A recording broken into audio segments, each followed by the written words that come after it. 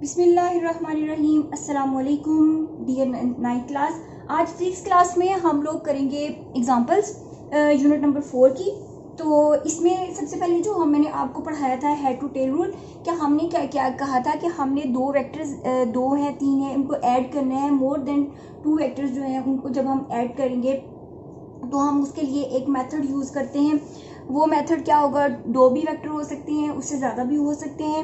उसके लिए हम हेड टू टेल का रूल जो है वो यूज़ करते हैं। उसमें क्या होता है कि हम एरो को इस तरह से लेते हैं, निशान इस तरह से लगाया जाता है कि एक का सर दूसरे की दुम के साथ अटैच होता है।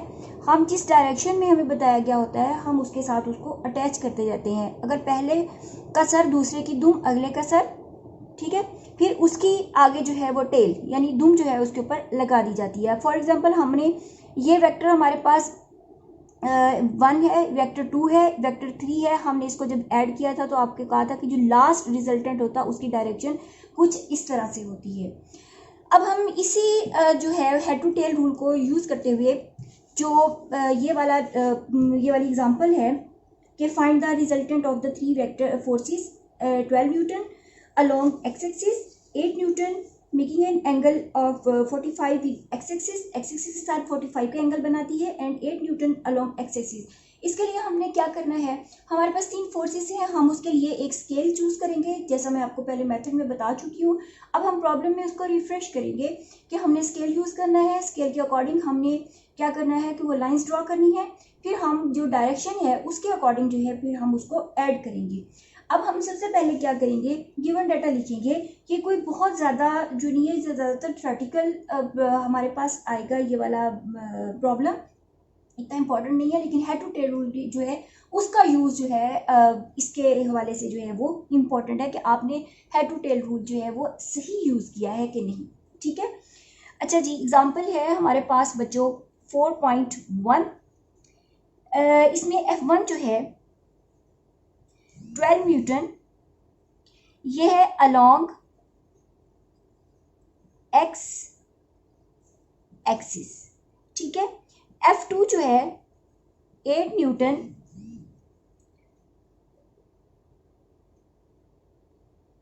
Making angle 45 with X axis, ठीक है। F3 जो है वो 8 Newton along y axis.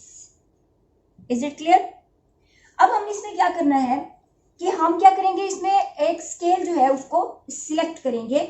Suitable scale जो है वो हमारे पास क्या है कि हम लेट करते हैं, क्योंकि इतनी बड़ी चीज़ जो है इसको हम रिप्रेजेंट करना हमारे लिए पॉसिबल नहीं है। रूल के अकॉर्डिंग हम क्या करेंगे कि हम उसको, वरना इस पर कॉपी पूरी भर जाएगी, 12 इधर से लाइन लेंगे, फिर 8 लेंगे, फिर 8 लेंगे, तो ये हमारे लिए प्रॉब्लम। हम छोटे से छोटा स्केल जो हमारी रजिस्टर पर, कॉपी पर जो पेजेस हैं उस पर जो है वो सूट करे, हम वो स्केल लेते हैं, ठीक है।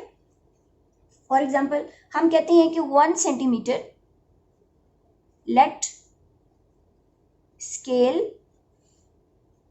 1 centimetre is equal to 2 Newton, then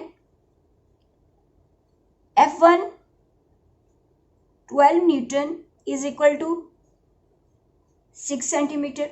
2 पे डिवाइड किया, हमारे पास क्या आ गया 6। F2 8 Newton that is equal to 4 centimetre and F3 is also is equal to 4 centimetre. ये पॉइंट क्लियर है? चलें जी, अब हम तीनों फोर्सेस जो हैं उनका एंगल भी, अब हमारे पास ये जो है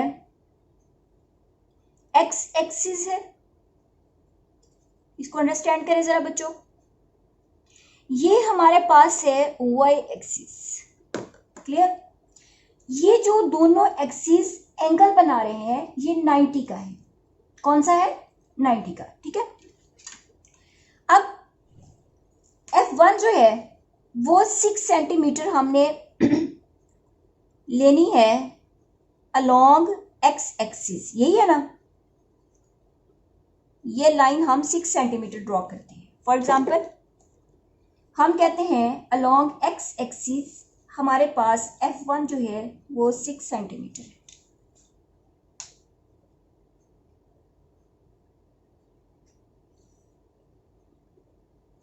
ठीक, ये हमारे पास क्या है, F1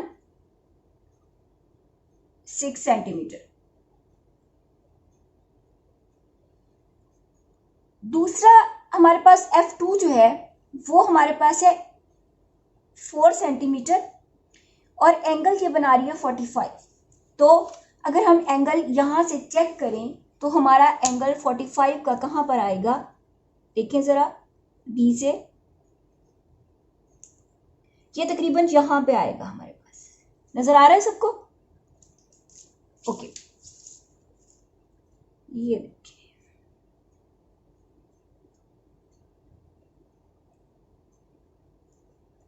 ये हमारे पास यहाँ पे आएगा। ठीक, अगर हम यहाँ से लाइन ड्रॉ करते हैं तो इस वाली फोर्स, ये जो 4 सेंटीमीटर आएगी वो 45 के एंगल पे,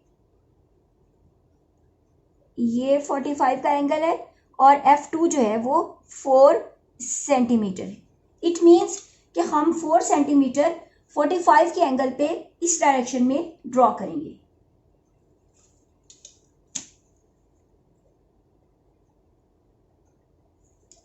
ये हमारे पास कुछ यूं आ गई डायरेक्शन। आप कॉपी पे इसको पूरा जो है उसको ड्रॉ कर लीजिएगा along 45, along X axis with 45 angle.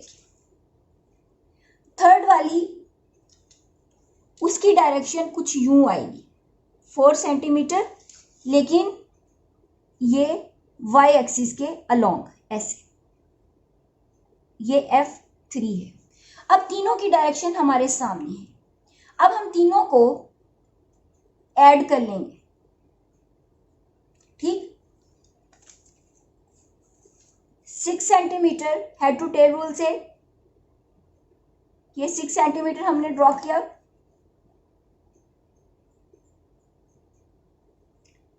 ये इसका एंगल कुछ यूं आएगा 45 एंगल पे, और ये कितनी है, 4 सेंटीमीटर की लाइन लगाएंगे। उसके बाद जो हमारे पास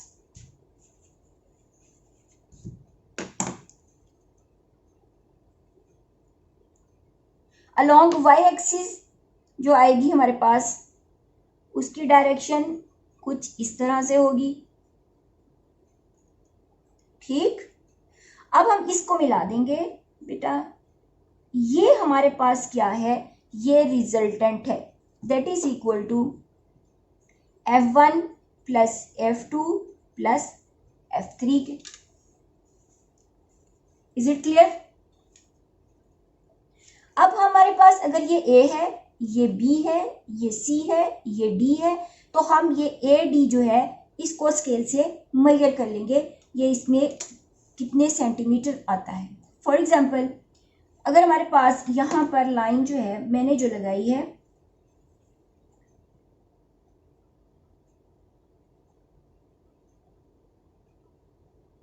ये तकरीबन 10 है। फॉर एग्जाम्पल, एग्जैक्ट तो नहीं मैंने लाइन लगाई, फॉर एग्जाम्पल ये 10 सेंटीमीटर है, तो हमने कहा था 1 centimetre is equal to 2 newton के, तो हम 10 को मल्टीप्लाई किससे कर देंगे, 2 से, तो ये हमारे पास कितना आ जाएगा, 20 न्यूटन आ जाएगा। फॉर एग्जाम्पल, बात क्लियर हुई, समझ में आ गया? अब इसको आपने step by step, number 1 draw X axis and Y axis. ठीक, represent the force F1 along x axis, F2 with x axis making an angle 45, F3 along y axis। Number 3 step में आप लिखेंगे add all of these forces. उससे पहले आपकी line आएगी select a suitable scale, 1 centimetre is equal to 2 newton की। Then फिर ये तीनों लिखने के बाद आप लिखेंगे by using head to tail rule we add all these forces and find the resultant F is equal to AD, measure it and multiply by it with 2, that is the resultant answer of the resultant force F। ये मैंने आपको verbally बताया है। अब आपने क्या करना है, ये क्वेश्चन मुझे अभी क्लास में आप लोग सॉल्व करके दिखाएंगे, ठीक है, एट द एंड क्लास के। समझ में आ गई बात? ओके, नेक्स्ट करें। चलिए ठीक है, क्लियर। चल अब हम करते हैं एग्जाम्पल 4.2, ठीक है। चलिए एग्जाम्पल है हमारे पास 4.2। A man is pulling a trolley on horizontal road with a force of 200 Newton, making angle 30 degree with the road. Find the horizontal and vertical component fx and fy हम find करेंगे। अब for example ये एक trolley है, ये इसको wheel लगे हुए हैं। वो क्या करता है, इस ट्रॉली को 30 डिग्री के एंगल से यहाँ से उसको खींचता है और फोर्स वो कितनी लगा रहा है, 200 न्यूटन की। फाइंड क्या करना है हमने, ये एफ एक्स फाइंड करना है और हमने क्या फाइंड करना है, एफ वाई कंपोनेंट फाइंड करना है। तो 4.2 given data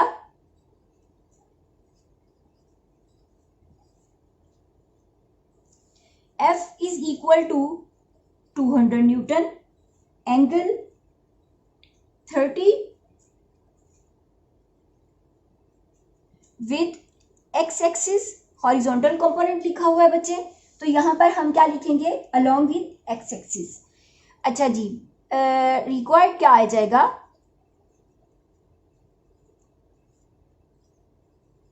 required data that is equal to F X हमने फाइंड करना है और हमने एफ वाई फाइंड करना है।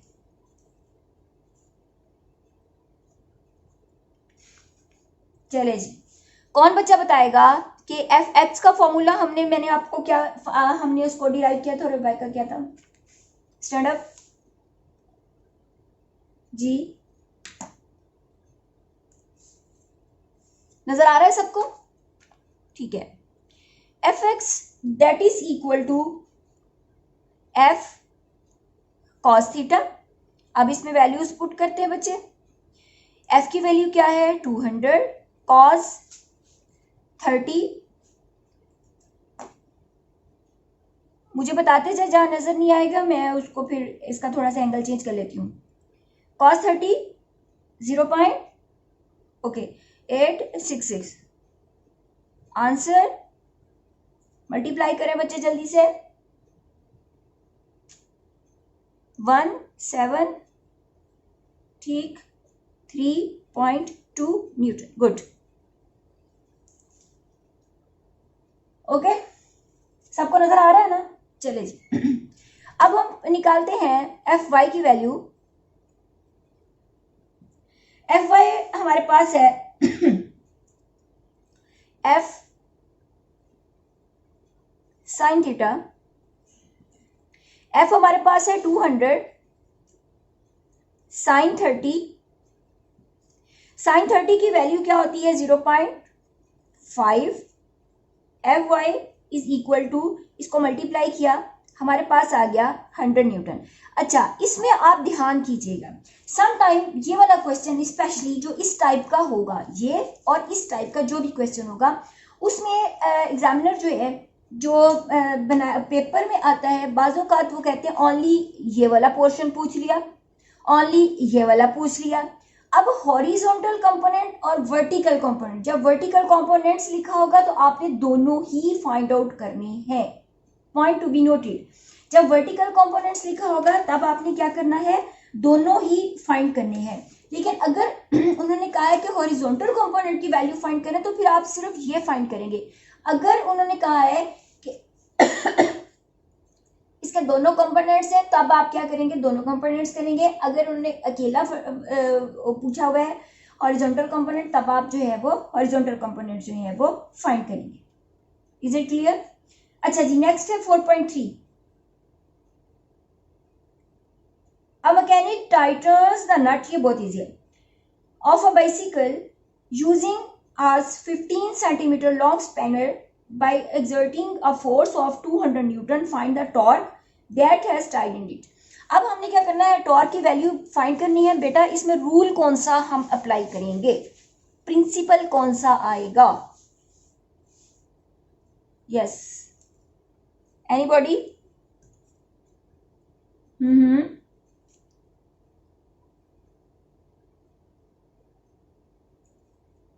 प्रिंसिपल ऑफ मूवमेंट ये आएगा कि टॉर्क फाइंड करना है। इसमें हमने क्या फाइंड करना है, हमने टॉर्क फाइंड करना है। ठीक है, टॉर्क का प्रिंसिपल आएगा कि फोर्स परपेंडिकुलरली है, डिस्टेंस जो है वो हमारे पास उसके साथ उसको हमको मल्टीप्लाई कर देंगे, तब हमारे पास आंसर क्या आ जाएगा, हमारे पास टॉर्क की वैल्यू आ जाएगी। ठीक है, अब mechanics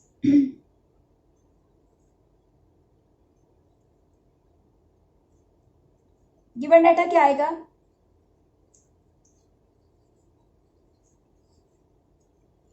A mechanic tightened the nut of bicycle 15 centimeter long spanner. ये उसके पास स्पेनर है,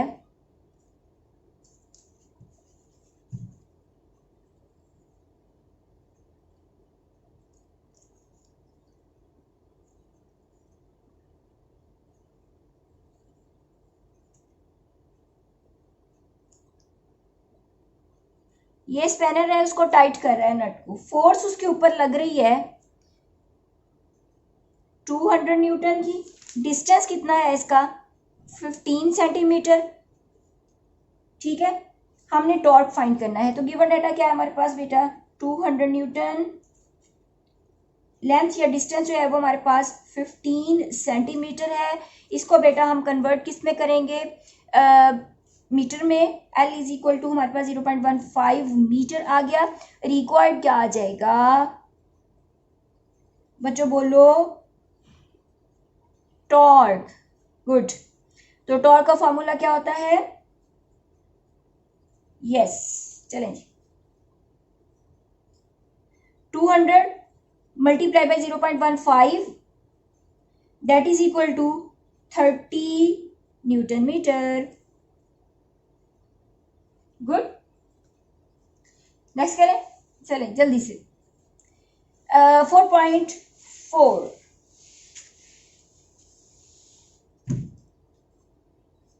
ठीक है, a meter rod is supported at its middle point O, diagram दी हुई है। ये हमारे पास एक मीटर रॉड है, इसको क्या किया गया है, यहाँ पर सपोर्ट देके बैलेंस किया है। ये पॉइंट A है, ये पॉइंट क्या है इसका B। इस तरफ जो है वो वेट लगाया है W1, इस तरफ जो वेट अटैच्ड है वो क्या है W2 के। ठीक, a meter rod supported as a middle point O as shown in the figure. The block of the weight 10 Newton is supported at the point B. यहाँ पर 10 न्यूटन का ब्लॉक अटैच्ड है। Clear, 40 centimetre from the O, इतना distance जो है वो क्या है 40 सेंटीमीटर है। इस वाले वेट की हमने वैल्यू फाइंड करनी है और यहां से यहां तक का डिस्टेंस क्या है 25 सेंटीमीटर। पॉइंट क्लियर, चलें जी, अब गिवन डाटा लिख रहे हैं। बेटा गिवन डाटा में क्या लिखेंगे जल्दी बताएं।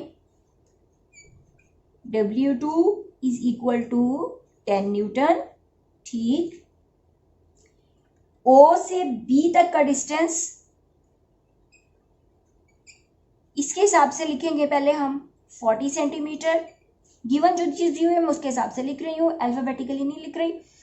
OB is equal to 40 divided by 100 is equal to 0.4 metre के, और OA is equal to 25 centimetre. OA is equal to 25 divided by 100, OA is equal to 0.25 metre के। क्लियर, अच्छा जी, अब हमने फाइंड क्या करना है, रिक्वायर्ड क्या है हमारे पास, रिक्वायर्ड है W1 जो है वो हमने फाइंड करना है। अब ये कैसे फाइंड करेंगे, ओके, सही है। तो हम क्या करेंगे, प्रिंसिपल यहां लिखेंगे according to principle of movement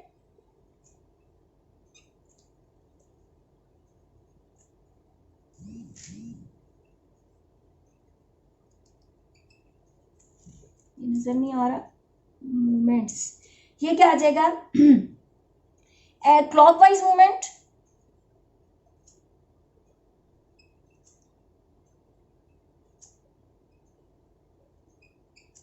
is equal to anticlockwise movement. ठीक है, तो ये क्या आ जाएंगी, W1 multiply by OA is equal to W2 multiply by OB। Actually ये क्या है हमारे पास, ये है हमारे पास W1 को अगर हम कहते हैं ये F1 है, OA को हम कहते हैं लेंथ, तो हम इसको पहले क्या लिखेंगे, torque T1 is equal to torque 2। ठीक, तो फिर हम लिखेंगे, अगर हम इधर लिखते हैं W1 is equal to F1 के, OA is equal to L1, W2 is equal to F2 के, OB is equal to L2। Then तो ये इस लाइन को, अब समझ आइए बात की, मैं इसको रिप्लेस करके इसकी तरतीब ठीक करती हूँ।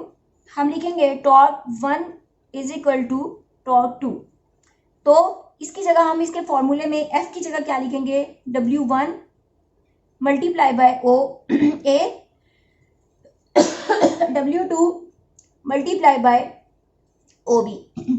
W1 कितना है हमारे पास, ये हमने बच्चे फाइंड करना है, ये कितना है 0.25 और ये कितना है 10, OB कितना है हमारे पास 0.4, तो W1 that is equal to हमारे पास कितना आ जाएगा 10 मल्टीप्लाई बाय 0.4 और ये डिवाइड बाय 0.25, इसको 404 पढ़ लें। अब इसको हम जब डिवाइड करेंगे तो हमारे पास क्या आ जाएगा, 16 न्यूटन आ जाएगा। इज इट क्लियर, बात समझ आइए। अच्छा, अब इसके रेलेवेंट जो प्रॉब्लम है उसको पहले हम सॉल्व कर लेते हैं, देन हम नेक्स्ट वाला करेंगे। ठीक है,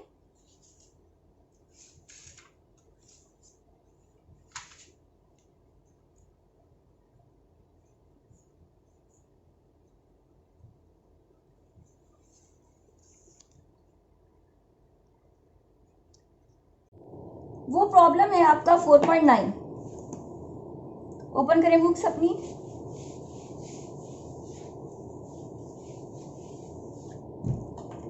प्रॉब्लम है हमारे पास 4.9।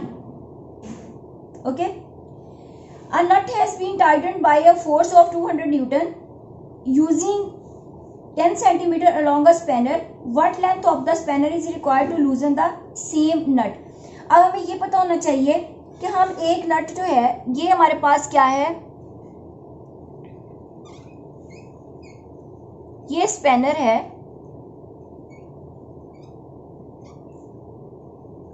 ठीक है, इसे हम नट जो है उसको कसते हैं। अब उसने कहा इस पर हमने 200 फोर्स लगाई है 10 सेंटीमीटर के डिस्टेंस पे, तब हमने क्या किया है, टाइट किया है। अब हम क्या करेंगे, 1 न्यूटन फोर्स अप्लाई करेंगे, कितने डिस्टेंस पे, ठीक है, कितनी लेंथ पर हम उसको अप्लाई करेंगे कि वो जो है उसको हम लूज कर सकें। हमें पता होना चाहिए कि टाइटन किस साइड पे होगा, क्लॉकवाइज मूवमेंट में होगा या एंटी क्लॉकवाइज होगा, हमने पढ़ा है, बिल्कुल ठीक है। तो क्लॉकवाइज हम क्या करेंगे, इसको जो मूवमेंट्स होंगी to Titan the nut,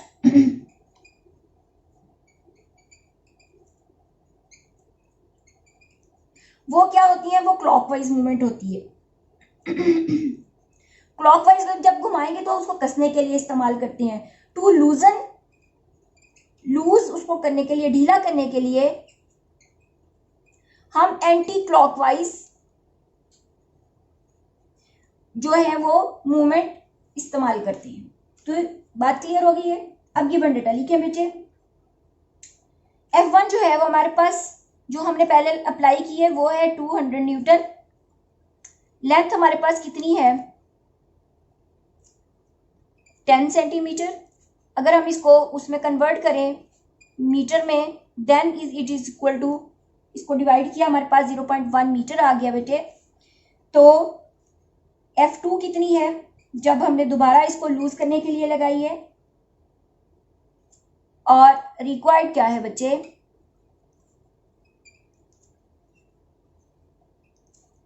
required हमारे पास है, हमने L2 फाइंड करनी है। ये सारे पॉइंट क्लियर हो गए, रेज करूं? ओके चले लेट्स नेक्स्ट हमारे पास आ जाएगा। क्योंकि हमने एंटी क्लॉकवाइज जो है वो डिस्टेंस फाइंड करना है, तो हम इधर फाइंड जो चीज करनी है उसको पहले ही लेफ्ट पे रख लेते हैं। Anti clockwise moments is equal two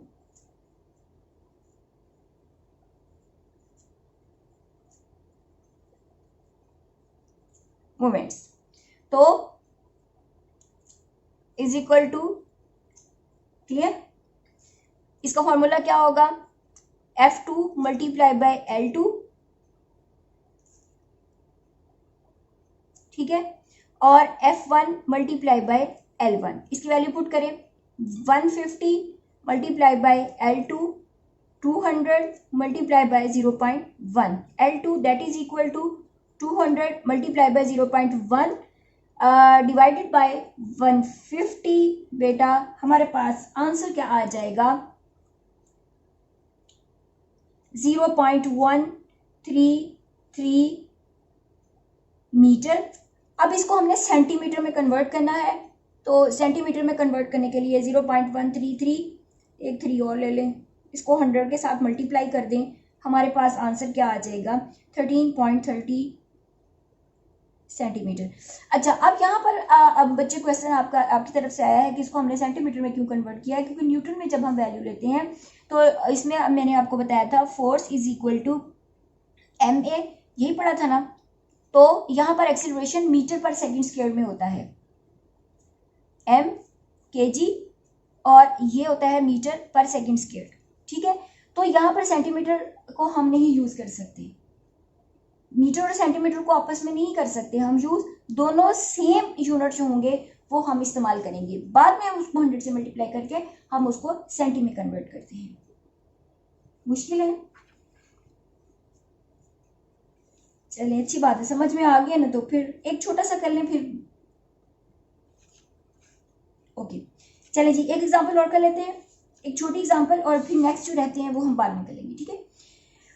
example है 4.5। ये तो सेम थे इसलिए मैंने करवाए, अगर दो सेम है वो हम प्रॉब्लम और वो सेम सेम लेके चलेंगे, ठीक है। 4.5 नेक्स्ट क्लास में हो जाएंगे। अब लास्ट चलिए, अब ब्लॉक को वेट 10 न्यूटन, एक ब्लॉक है जिसका वेट जो है वो 10 न्यूटन है, ये नीचे की तरफ एक्ट कर रहा है। इसको हमने क्या किया, एक रस्सी के साथ बांध दिया है और इसको हमने अटैच कर दिया है। ऊपर की तरफ जो लगेगी फोर्स वो क्या होगी, टेंशन होगी। टेंशन तो टेंशन है। चलें जी, गिवन डाटा ये आने चाहिए आप लोगों को नेक्स्ट क्लास तक, ठीक है। W is equal to 10 newton के। अब हमने क्या फाइंड करना है, वो कहता है जब हमने उसको रस्सी से बांध दिया, डायग्राम में भी उसने हमें दिखा दिया कि कुछ ये वाली कंडीशन है, देन फाइंड द टेंशन। अब हमने टेंशन फाइंड करना है। टेंशन का फॉर्मूला क्या होगा, रिक्वायर्ड, ये बहुत इजी है। रिक्वायर्ड डाटा क्या है, हमने टेंशन फाइंड करनी है। टेंशन किसकी इक्वल होती है, हमने फर्स्ट कंडीशन ऑफ इक्विलिब्रियम पढ़ी थी, क्या थी जी, टोटल फोर्सेस जो है सम ऑफ सिग्मा Fx Fy जो है वो हमारे पास क्या होगी, 0 होगी, ठीक है। ये हमारे पास क्या है बेटा, दोनों वर्टिकल फोर्सेस हैं, अप एंड डाउन, यानी Fy है और एफ वाई पॉजिटिव और एफ वाई नेगेटिव, तो हम सिग्मा एफ वाई कह देंगे ये क्या है, हमारे पास 0 है। और अलोंग वाई एक्सिस कोई भी फोर्स नहीं है, तो हम क्या कहेंगे, along X axis, sorry X axis there is no force. हमें ये इस डायग्राम से पता चल रहा है, इज इट क्लियर?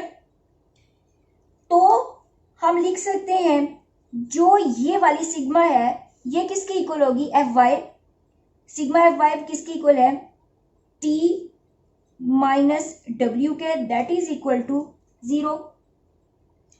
या हम कह सकते हैं क्योंकि ये रेस्ट में है तो tension is equal to W के, तो अगर इसको इक्वेशन की फॉर्म में लिखें ये इधर जाकर के क्या हो जाएगा, minus T minus W is equal to 0। ये हमारे पास इक्वेशन आ गई, आप इस तरतीब से कर लें।